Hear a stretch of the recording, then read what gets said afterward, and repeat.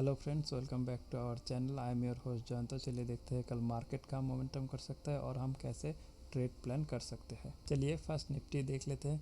कल हम लोगों ने डिस्कस किया था कि जब तक निफ्टी ये जो रेड कैंडल है इसके ऊपर कोई भी ग्रीन कैंडल क्लोजिंग ना दे दे तब तक हम अपसाइड ट्रेड प्लान नहीं कर सकते, क्योंकि यहाँ पे भी कोशिश किया था निफ्टी पर क्लोजिंग नहीं दे पाया। और कल जो क्लोजिंग था, कल का क्लोजिंग एक अच्छे जगह पे हो चुका था। तो एक्सपेक्टेशन यही था कि आज मॉर्निंग को यहाँ पे जो रेजिस्टेंस फॉर्म किया है निफ्टी, इस रेजिस्टेंस को प्राइस एक्शन बिल्डअप करके क्लोजिंग देगा और हम तब एक अपसाइड ट्रेड प्लान कर सकते थे। पर क्या हुआ, आज मॉर्निंग आवर को निफ्टी गैप अप ओपनिंग किया और मैं तब से 5 मिनट चार्ट में देख रहा था कि कब निफ्टी एक 5 मिनट का रेड कैंडल फॉर्म करे।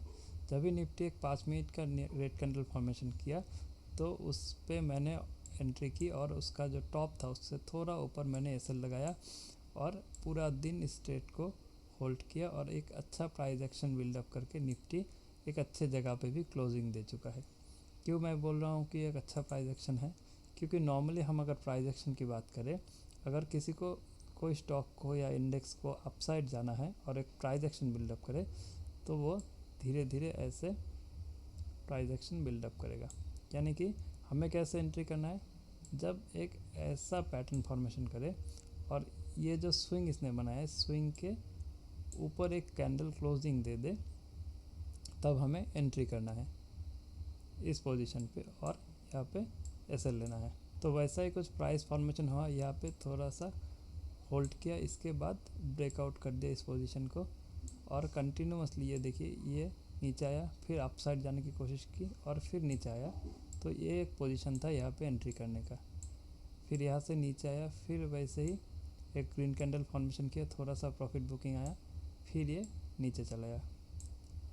यहाँ से कंटिन्यूस अपसाइड ट्रेंड किया, फिर नीचे आया, यहाँ पे ब्रेकआउट किया, नीचे चला गया। अब ये यहाँ पे थोड़ा सा होल्ड कर रहा है। जब कल मॉर्निंग आवर पे हो या 12:30 के बाद हो, ये जैसे ऐसे एक प्राइस एक्शन फॉर्मेशन करके नीचे ब्रेकआउट करे, ऐसा अगर एक स्विंग फॉर्मेशन करे और इसके नीचे क्लोजिंग दे दे तो हम इसको डाउनसाइड ट्रेड प्लान कर सकते हैं। तो निफ्टी को अगर अपसाइड जाना है तो इसको एक अच्छा प्राइस एक्शन फॉर्मेशन करके अपसाइड जाना है। नहीं तो क्या होगा, अगर ये सोच लीजिए कल गैप आप ओपनिंग कर ले और इसके ऊपर एक ओपनिंग भी कर ले, तो क्या होगा, यहाँ पे ये रेजिस्टेंस हिट करेगा फिर से और नीचे चला आएगा, क्योंकि रेजिस्टेंस यहाँ पे सेलर ऑलरेडी एक्टिवेट है। इस जोन पे सेलर एक्टिवेट है। ऐसे ही मार्केट आज नीचे नहीं आया तो ये जो सेलर यहाँ पे सेल कर चुके हैं, जब भी मार्केट ऊपर जाने की कोशिश करेगा सेलर फिर से इसको सेल करना शुरू करेगा और मार्केट धीरे से नीचे चला आएगा। तो बेस्ट के सिनेरियो ये होगा, अगर निफ्टी ऐसे एक प्राइस एक्शन बिल्डअप करे तो क्या होगा, धीरे धीरे मार्केट अपसाइड जाएगा। तो यहाँ पे जो एक रेड कैंडल फॉर्म करके रखा है, यहाँ पे जो एक स्विंग बना के रखा है, ये जो स्विंग है, इस स्विंग को एक परफेक्ट प्राइस एक्शन के साथ जब बिल्डअप करेगा तब नया बायर यहाँ पे एंट्री करेंगे। जब नया बायर एंट्री करेंगे तो क्या होगा, ऐसे जब एक स्विंग को ब्रेकआउट करेगा निफ्टी तो यहाँ पे एंट्री अच्छा होगा, क्योंकि यहाँ पे नए बायर आएंगे।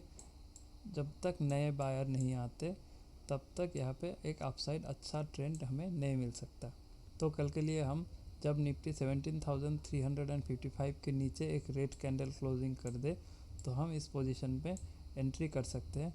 20 से 25 रुपये का एसएल हमें लेना है और एक अच्छा यहाँ पे स्पेस अभी पेंडिंग है, क्योंकि एक गैप पेंडिंग है, तो इस गैप तक का प्रॉफिट हमें मिल सकता है। और ऐसा अगर हो कि यहाँ पे प्राइस एक्शन बिल्डअप करके आने के बाद यहाँ पे निफ्टी थोड़ा सा होल्ड करे और फिर 12:30 के बाद यहाँ से भी ब्रेकआउट करे तो हमें एक लंबा टारगेट यहाँ पे मिल सकता है, क्योंकि यहाँ पे एक स्विंग है और ये पूरा गैप है। तो यहाँ तक निफ्टी आराम से आ जाएगा। इसके बाद ये जो जोन है ये भी ऑलमोस्ट क्लीन दिख रहा है मुझे, तो यहाँ तक आने का चांसेस भी बहुत ज़्यादा है।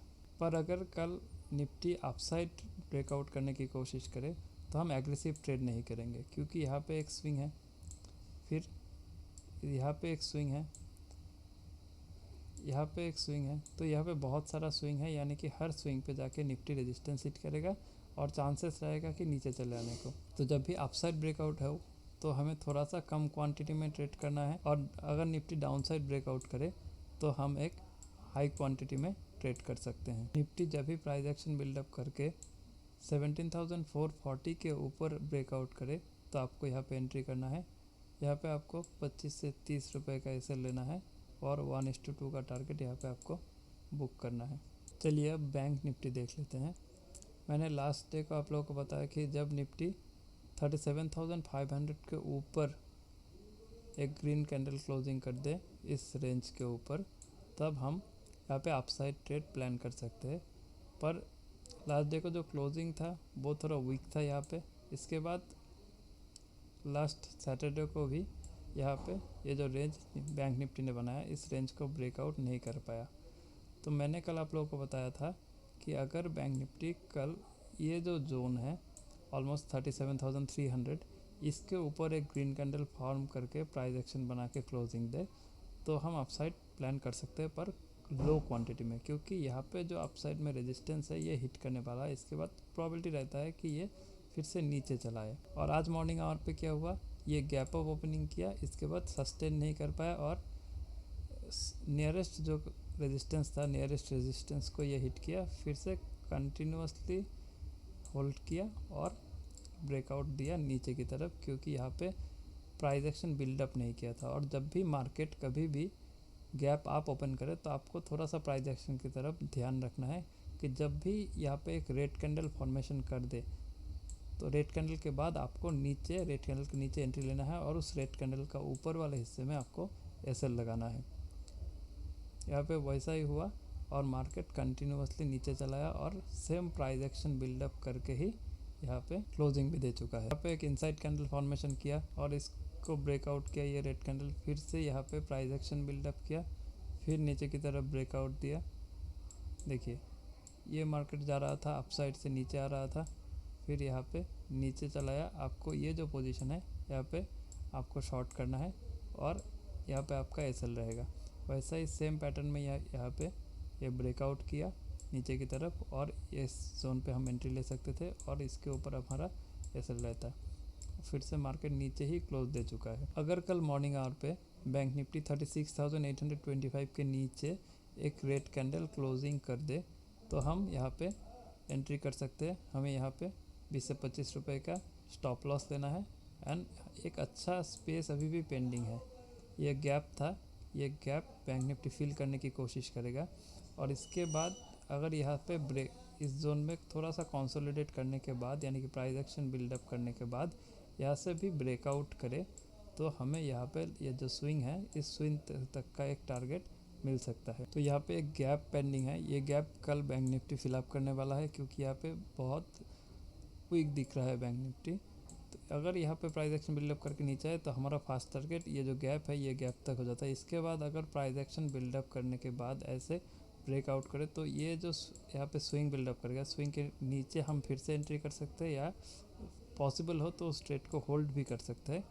और इसके नीचे जो स्विंग है 36,323 इस तक का प्रॉफिट हमें मिल सकता है। अब चलिए देखते हैं कि अगर बैंक निफ्टी कल अपसाइड मोमेंटम करे तो हमें कहाँ पे एंट्री करना है। अगर कल मॉर्निंग आवर पे गैप आप ओपन करे तो हमें यहाँ पे कोई भी ट्रेड प्लान नहीं करना है, क्योंकि आज की तरह ही गैप अप ओपन करने के बाद ये कहीं पे रेजिस्टेंस हिट करेगा, फिर कंटिन्यूअस नीचे चलाएगा, नहीं तो वोलेटिलिटी क्रिएट करेगा। तो अगर गैप आप ओपन ना करें और प्राइस एक्शन बिल्डअप करने के बाद ये अपसाइड मोमेंटम करने की कोशिश करें तो हम 37,145 के ऊपर एक ट्रेड प्लान कर सकते हैं, पर क्वांटिटी कम रखना है क्योंकि यहाँ पे एक स्विंग है। इस स्विंग को हिट करने के बाद प्रोबेबिलिटी रहता है नीचे चले आने को, तो थोड़ा सा कम क्वांटिटी में हम ट्रेड प्लान करेंगे। अगर फिर यहाँ पे प्राइस एक्शन बिल्डअप करके ये ऊपर चला जाए, इसके 37,200 के ऊपर चला जाए तो यहाँ पे एक लंबा एरिया अभी भी पेंडिंग है, ये क्लीन है, यहाँ तक का टारगेट हमें आराम से मिल सकता है। और ये जो रेजिस्टेंस जोन है, ये जो रेजिस्टेंस जोन है, इस रेजिस्टेंस जोन को ये 2 बार टेस्ट कर चुका है ऑलरेडी। तो कल अगर अपसाइड मोमेंटम करके ये 3rd टाइम टेस्ट करे, चांसेस आर वेरी हाई कि ये ब्रेकआउट करेगा। पर ये ब्रेकआउट 12:30 के बाद ही होना चाहिए, क्योंकि अगर मॉर्निंग पे ये कोशिश करेगा तो यहाँ पे डायरेक्ट रेजिस्टेंस हिट करेगा, फिर से प्राइस एक्शन बिल्डअप करके ये नीचे चलाएगा। कल बेस्ट केस सिनेरियो हम सेलिंग की तरफ ही देखेंगे, क्योंकि यहाँ पे मार्केट वीक दिख रहा है और सेलिंग के साइड में बहुत एरिया अभी भी पेंडिंग है। तो सेलिंग साइड एक अच्छा ट्रेड हो सकता है, यहाँ पे हम हाई क्वांटिटी में ट्रेड भी कर सकते हैं। अगर अपसाइड मोमेंटम हो तो हमें लो क्वांटिटी में ट्रेड करना है और प्राइस एक्शन के ऊपर अच्छे से ध्यान रखना है।